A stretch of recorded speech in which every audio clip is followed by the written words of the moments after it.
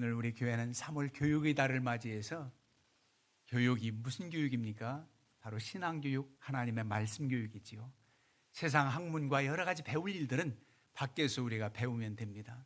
그러나 여러분들이 교회에서나 항상 말씀을 가까이 하고 신앙 선조들의 그런 아름다운 전통과 믿음의 길을 걸어가는 겁니다. 배우고 걸어가는 거예요.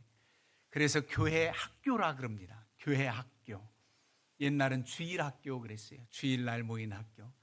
교회 학교, 주일학교 하면 왠지 어린이 학생들만 배우는 학교로 인식되는데 교회 학교의 모든 기관과 부서는 바로 작년까지입니다. 유아로부터 어린이, 학생, 청장년, 장년이기까지 교회 학교에 소속한 각 부서, 구성원들입니다.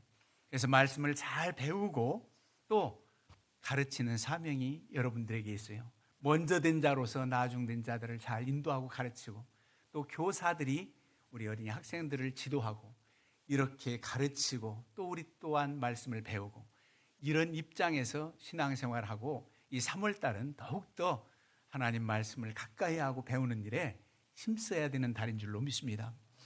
이 말씀은 우리의 영의 양식이라고 그럽니다. 그래서 이 유대인들은 말씀 교육부터 시키는 거죠. 신앙교육이 말씀 교육이에요. 특별히 그들은 율법서를 아주 외우게 했습니다. 구약성경, 우리가 믿는 구약성경 39권인데 역사서, 예언서를 제외한 제일 중요하게 생각하는 것이 바로 모세오경입니다. 창세기, 출애굽기, 레위기, 민수기, 신명기 이 다섯 책을 거의 암송하도록 그렇게 가르쳤습니다. 이 모세오경을 그래서 토라라 그럽니다. 히브리어로 토라, 그럼 율법서. 이 토라의 말씀 모세오경을 그렇게 가까이 하고 암송하고 그 말씀을 지키도록 강조했던 것이 바로 유대인들의 교육이었습니다.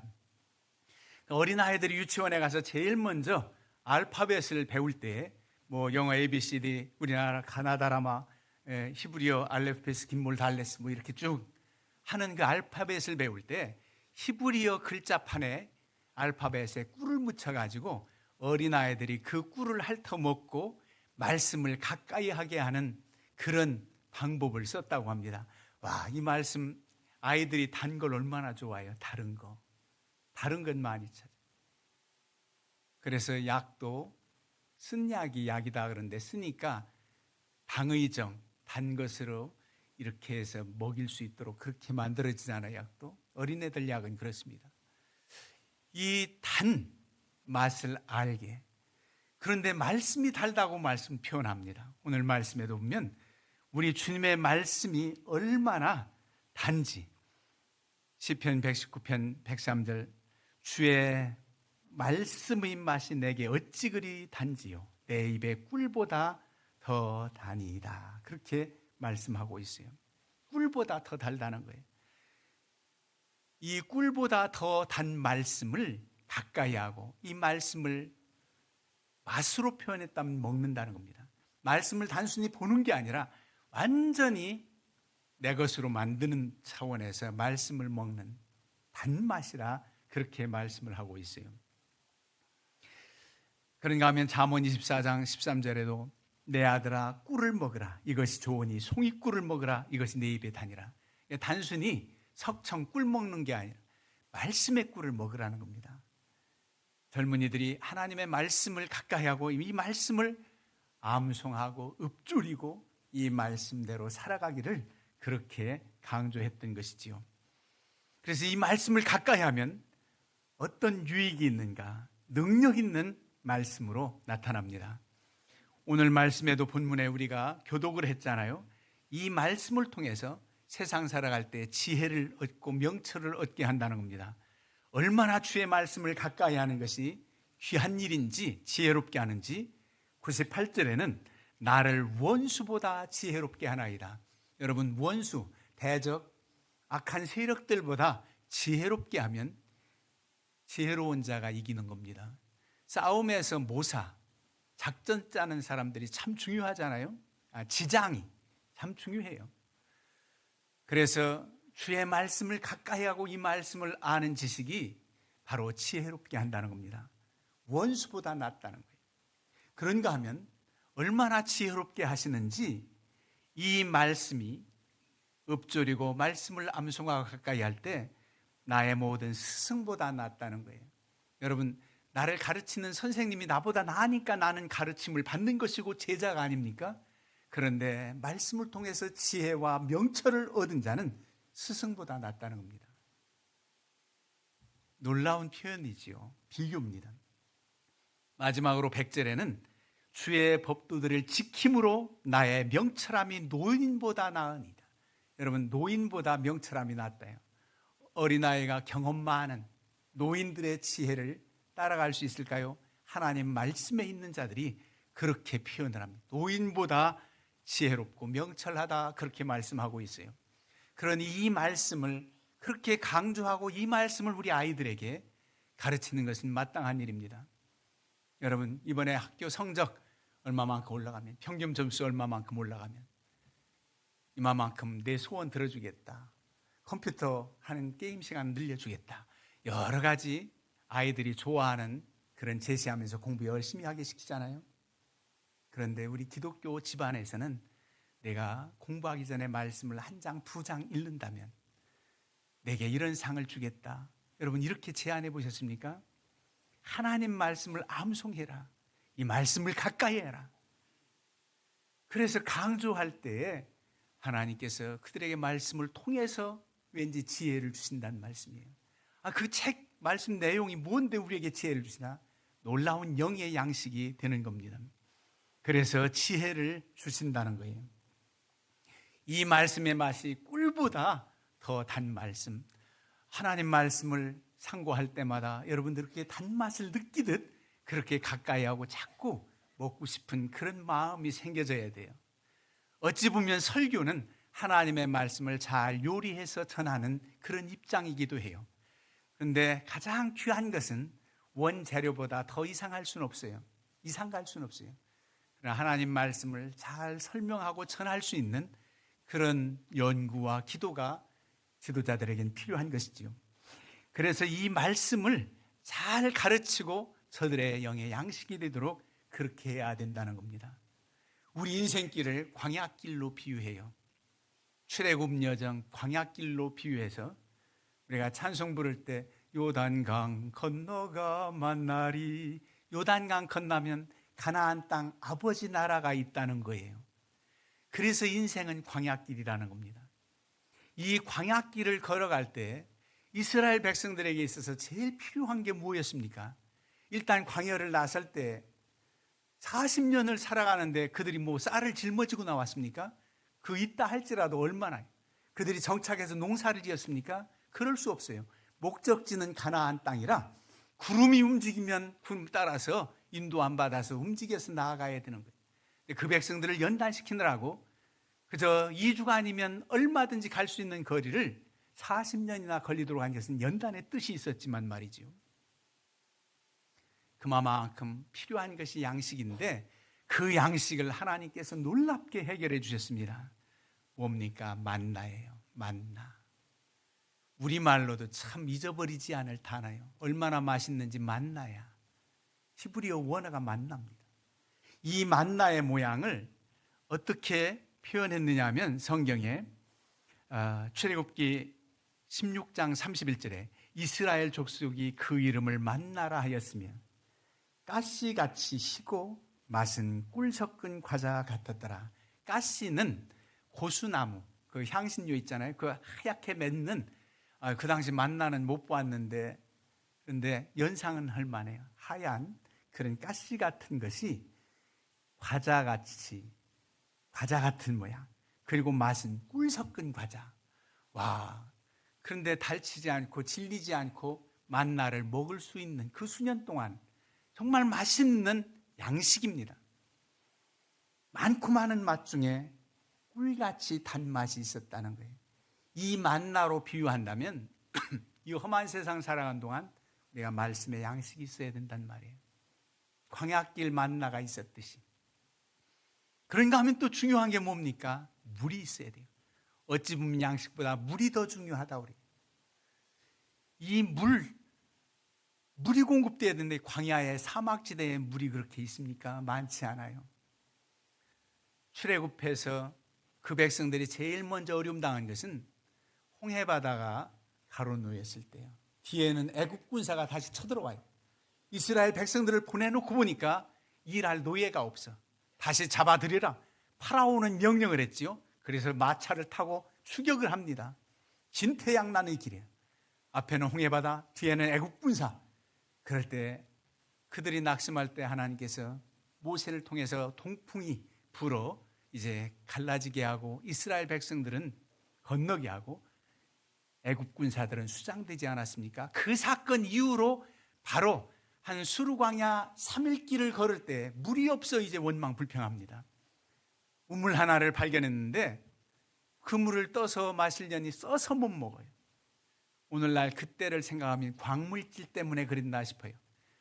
출애굽해서 애굽 나라에서 이스라엘 국경까지 그 광야길 여정으로 성지 순례를 합니다. 그럼 마라라고 했던 그 우물터에 지금 물은 나지 않지만 잠시 머물러 봐요. 큰 웅덩이인데 여기가 마라였다 그래요. 그 사막에 나뭇가지도 있어요.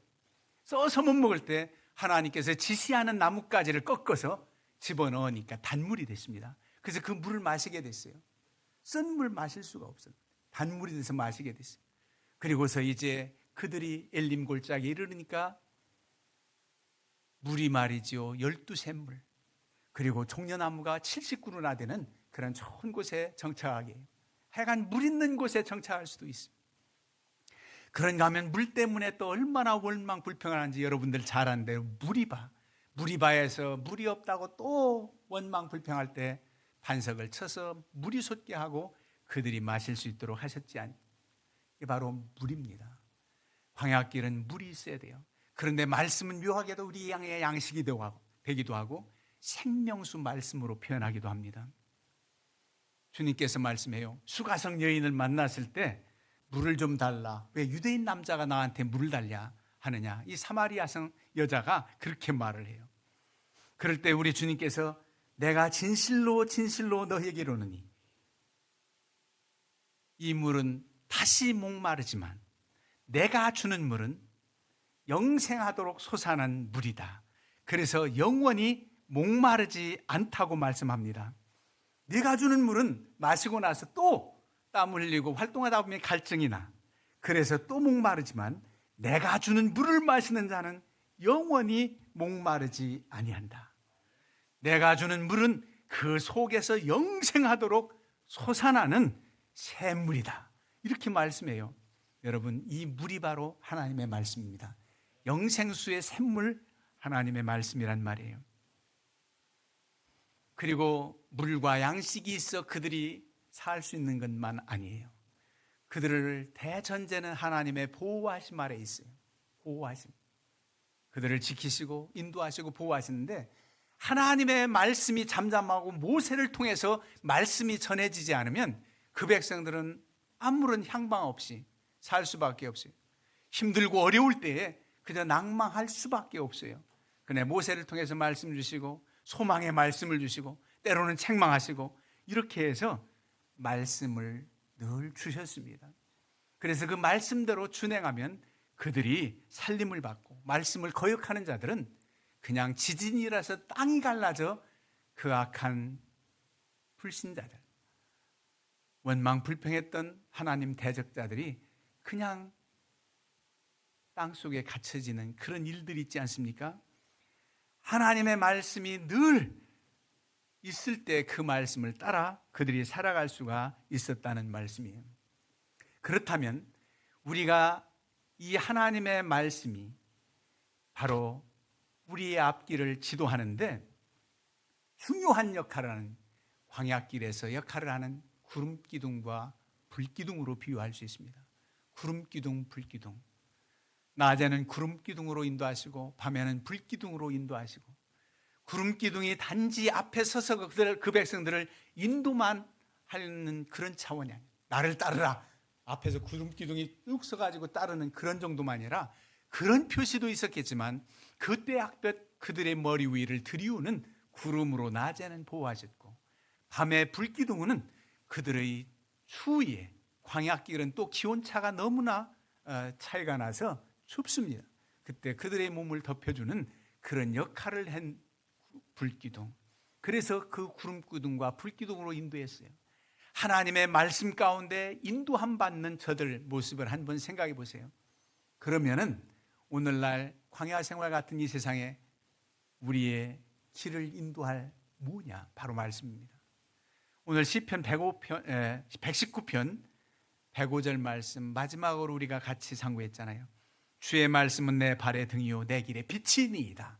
우리 인생길 걸어가는데 내 발에 등불처럼 비춰주고 우리 앞길을 캄캄한 밤일지라도 환하게 비춰주는 빛이 되어서 말씀 따라 살아갈 때 승리한다는 겁니다.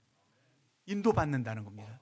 그러니까 구름 기둥과 불 기둥의 역할을 하는 말씀이기도 하는, 하나님의 말씀이 이렇게 우리의 영의 양식, 영생수 인도하시는 말씀, 그리고 그 말씀이 항상 모세와 함께 했듯이 내가 너와 함께 한다, 그 말씀대로 순종하는 하나님의 보호하심이 있었다는 거예요. 늘 하나님의 보호하심은 대전제입니다. 여러분, 불기둥이요, 애국 군사가 쳐들어올 때는 어떻게, 구름기둥이 어떻게 했습니까? 불기둥, 구름기둥이 뒤로 딱 애국 군사로 가서 물러가서 그들에게 아주 어둡게 암흑을 만들어 놓아서 그들이 더 접근할 수 없도록 여러분 구름기둥 이동을 해요. 그리고 이스라엘 백성들을 환하게 걸어갈 수 있도록 하신 하나님의 능력의 역사를 보게 됩니다. 인도하신 하나님, 말씀이 우리를 인도한다. 말씀을 통해서 지혜를 얻고 내 인생의 방향을 깨달아 알게 됩니다. 진태양난의 길에서 내가 어떻게 할까 하나님께서 지시하십니다. 그래서 그 말씀을 따라서 순종하면 되는 것입니다. 그래서 구약 성경을 그렇게 말씀 토라 모세오경을 강조했고, 이 구약은 넓은 의미에서 보면은 오실 메시아 구원주 오심에 대한 옛 언약이 구약입니다. 옛 언약 구약. 그래서 이 옛 언약은 장차 이 백성들 향한 메시아 구원주가 오신다는 메시지가 주된 목적이 있습니다. 구약 성경의 목적이 그래요. 그렇다면 신약시대 2000년 전에 예수님이 이 땅에 오셨어요. 그 오신 예수 그리스도, 그 이후에 주신 말씀은 예수 그리스도에 대한 말씀이, 주님이 주신 말씀이, 사도들도 주의 말씀을 이제 행적과 모든 기사를 내용 쓴 것이 바로 신약의 말씀이에요. 다시 오실 메시아까지 예언한 말씀이 바로 신약 성경이기도 합니다. 그런데 놀랍게도 신약 시대에는 말씀이 되신 예수님이 오셨잖아요. 오신 예수님. 그래서 예수 그리스도의 오심을 계시된 말씀 그럽니다. 이 성경은 기록된 말씀, 책으로 나와서 기록된 말씀, 책으로 나와서 기록된 말씀도 우리가 가까이 해야지만 예수 그리스도가 바로 말씀이 육신으로 오셨다는 사실을 우리가 알아야 된다는 겁니다. 그래서 말씀이 육신으로 오신 예수님은 여러분 좀 끔찍한 것 같지만 주님의 살이 우리의 양식이다, 주님의 피가 우리의 음료라고 그렇게 말씀을 하고 있습니다. 어떻게 우리 주님의 살과 피가 우리의 양식과 음료가 될 수 있는가? 성찬식 때마다 그렇게 말씀하잖아요. 이르시되 내가 진실로 진실로 너희에게 이르노니 인자의 살을 먹지 아니하고 인자의 피를 마시지 아니하면 너희 속에 생명이 없느니라. 내 살을 먹고 내 피를 마시는 자는 영생을 가지고 마지막 날에 내가 그를 다시 살리리니 내 살은 참된 양식이요 내 피는 참된 음료로다. 요한복음 6장 53절 말씀. 주님이 살과 피가 우리의 양식과 우리의 음료라는 거예요. 마지막 때 이 살과 피에 참여한 자들은 살림을 받는다, 이렇게 말씀하고 있습니다. 이 말씀은 곧 주님과의 연합이에요. 주님과 하나 되라는 거예요. 기록된 말씀을 가까이에서 지혜를 얻고 이 말씀 따라 삶으로 승리의 길 걷지만, 계시된 말씀, 말씀이 육신으로 이 땅에 오셔서 우리에게 주신 주님, 우리에게 선물로 주신 주님, 그 주님을 가까이 하며 주님과 연합될 때에 우리가 승리의 길을 걸 수 있고 우리는 영생의 삶을 얻을 수 있다는 말입니다. 여러분, 우리 주님을 단순히 바라만 보면 안 돼요. 이 말씀을, 기록된 말씀을 단순히 읽기만 하면 안 되잖아요. 먹으라 할 정도로 이 말씀을 완전히 내 것으로 삼고 마음판에 새겨서 이 말씀대로 살아갈 수 있는 능력, 그게 바로 의미가 있듯이 우리 주님도 피상적으로 바라만 보면 안 돼요. 히브리서 기자는 믿음의 주요 온전케 하신 이인 예수를 바라보자. 예수님 바라보자. 바라보는 것으로 그치면 안 돼요. 말씀을 먹는다는 의미처럼 예수 그리스도를 바라보면 그저 십자가에 달리신 4대 성현 중에 한 사람 그런 정도가 아니라 그분 나의 구원주로 믿는 믿음, 이게 바로 말씀을 먹듯이 주님과 연합되는 삶을 살아가는 거예요. 여러분, 신약시대의 말씀은 지금 기록된 말씀과 예수님을 강조하고 있습니다. 계시된 말씀, 말씀이 육신으로 오셨다니까요. 그 주님을 믿고 우리 주님과 함께 할 때 우리는 영원히 살림을 받는다는 겁니다. 그런가 하면 주님께 모든 것이 다 있잖아요. 그런가 하면 우리 주님은 인도까지 하신다는 거예요. 나는 선한 목자다. 양은 목자의 음성을 따라서 살아갈 수 있습니다. 후각도 발달하지 못하고 스스로는 아무것도 할 수 없는 것이 양의 습성이라고 그래요. 그래서 푸른 초장 실만한 물가로 인도하시는 주님이라고 우리가 고백하잖아요. 주님께서 우리의 생애를 인도하십니다. 말씀이 육신 되신 우리 주님과 함께 할 때 주께서 우리와 함께 하신다는 말씀이에요. 주님의 은혜 아래 있고 주의 말씀이 충만한 우리에게는 찬송 찬양대 가사처럼 얼마나 힘이 되는 말씀이 많습니까? 두려워하지 말라, 내가 너와 함께 합니다. 놀라지 말라, 나는 내 하나님이 됩니다. 내가 너를 굳세게 하리라. 참으로 너를 도와주리라. 참으로 나의 의로운 오른손으로 너를 붙들리라. 이 말씀을 우리에게 주셨을 때 모든 염려와 근심과 걱정거리가 떠나가고, 그래, 하나님이 나와 함께 하시지, 내가 뭘 두려워해? 뭘 염려해? 이렇게 힘을 얻지 않습니까? 얼마나 우리에게 생명이 되고 힘이 되는 말씀이 많은지, 이 말씀을 통해서 우리는 지혜뿐만 아니라 영혼이 소생한다고 말씀합니다. 영혼을 소생시킨다. 주의 말씀은 고난 중의 위로라. 주의 말씀이 나를 살렸다고 시편 기자는 말씀합니다. 나의 영혼이 눌림으로 말미암아 녹사오니 주의 말씀대로 나를 세우소서. 시편 기자는 그렇게 말합니다. 예레미야 선지자도 말씀을 먹었다고 말합니다. 만군의 하나님 여호와시여, 나는 주의 이름을 일컬음을 받는 자라. 내가 주의 말씀을 얻어 먹었사오니 주의 말씀은 내게 기쁨과 내 마음의 즐거움입니다. 이렇게 말씀을 통해서 힘을 얻고 마음의 기쁨을 얻는다는 거예요. 여러분, 주님과 동행하는 사람들은 이런 기쁨이 또한 충만합니다. 두려워할 일도 없는 줄로 믿습니다. 그런가 하면 여러분, 말씀이 위로와 힘만 드는 말씀이 아니라 그 말씀을 준행하기가 너무 힘들고 말씀을 순종하기가 참 어렵고 우리가 그릇 하나님의 길을 떠났을 때 책망하는 말씀이 있는 것을 알아야 됩니다. 늘 위로하고 사랑해 주시는 그런 말씀만이 아니, 여러분, 그렇게 귀한 말씀만, 아니 모든 것이 다 귀한데 내게 들려지기 좋은 것만, 힘이 되는 말씀만 좋다고 그렇게 하면은 안 됩니다. 주의 말씀 모든 것을 다 우리에게 유익을 주기 때문에 다 받아들여야 돼요. 여러분, 용서받지 못하는 죄가 성경에 나와요. 이 죄는 용서받지 못한다. 그게 무슨 죄인지 한번 대예배 시간에 질문해 보겠습니다. 무슨 죄지요? 이렇게 성경 지식이 많아. 성령을 회방하는 죄는 용서받지 못한대. 개역개정에는 성령을 모독하는 죄, 개역성경 성령 회방죄. 성령을 모독한 사람들은 사하심을 얻지 못한다는 거예요. 다른 모든 사람들에 대해서 죄와 모든 것들은 용서받되 성령을 회방하는 자, 성령 모독하는 자는 사하심을 얻지 못한다. 용서받지 못하는 죄는 성령 회방죄뿐인가 했더니 여러분 보세요. 히브리서 6장 5절에 하나님의 선한 말씀과 내세의 능력을 맛보고도 타락한 자들은 다시 새롭게 하여 회개할 수 없나니 이는 그들이 하나님의 아들을 다시 십자가에 못 박아 드러내놓고 욕되게 함이라. 여러분, 하나님의 말씀을 맛보고도 타락한 자들, 배교하고 떠난 자들은 회개할 기회를 잃어버린다는 겁니다.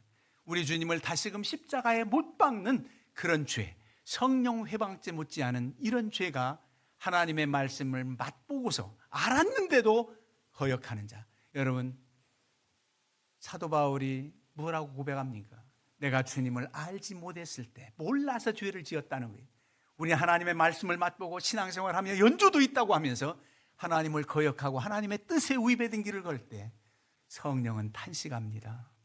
성령은 탄식해요. 회개할 기회를 잃어버려요. 왜? 우리 주님을 다시금 십자가에 못 박는 일을 하기 때문입니다. 그래서 경고의 말씀을 주시거든 빨리 회개하고 돌아서야 됩니다. 그 길이 힘들고 순종하기 어려워도 아브라함이 그의 몸종 하갈을 통해서 얻은 아들 첫 자식입니다. 이스마엘이 왜 귀하지 않겠습니까? 자기의 신데. 그런데 하나님의 약속대로 얻은 아들이 아니라 그를 내쫓으라는 거예요. 그렇게 이제 말이 통하고 그렇게 큰 자란 이스마엘을 내보내기가 쉽지 않았을 겁니다. 말씀대로 준행을 해요. 참 힘들지요.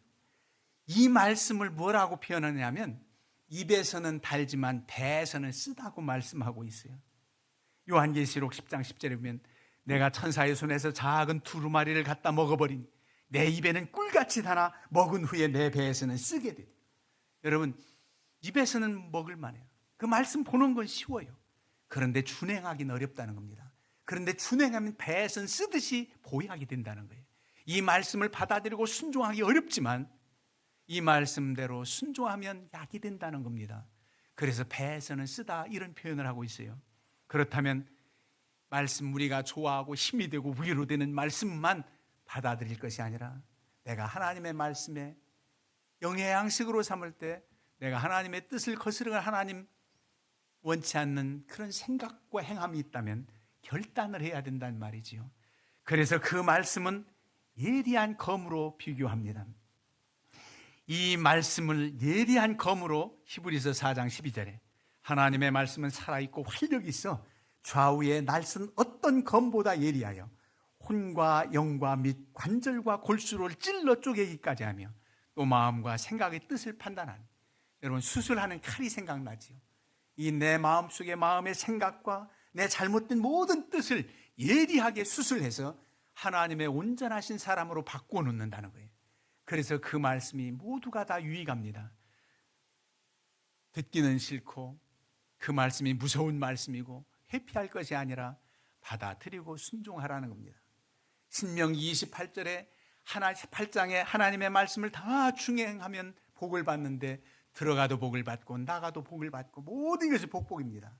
그런데 그 내용보다 후반에 하나님의 말씀을 거역하고 청종하지 않으면 저주를 받는 내용이 더 많습니다. 경고하는 거지요. 여러분 하나님의 말씀이 이렇게 우리에게 유익합니다. 우리 주님께서도 원하시는 바입니다. 말씀이 우리의 영의 양식이 되어서 새 힘을 얻게 하고 위로되고, 여러분 말씀이 예리한 칼이 되어서 우리를 수술하고 변화시키고 새롭게 하시는 능력이 있는 말씀입니다. 이 말씀을 가까이 하시고 이 말씀을 우리 자녀들에게 강조해서 읽히게 하고, 무엇보다도 말씀 자체이신 예수님과 연합해서 주님에 대한 믿음이 충만할 수 있도록, 그래서 주님과 교통하고 주님과 동행하는 그런 삶을 통해서 승리하시기를 주님의 이름으로 축원합니다.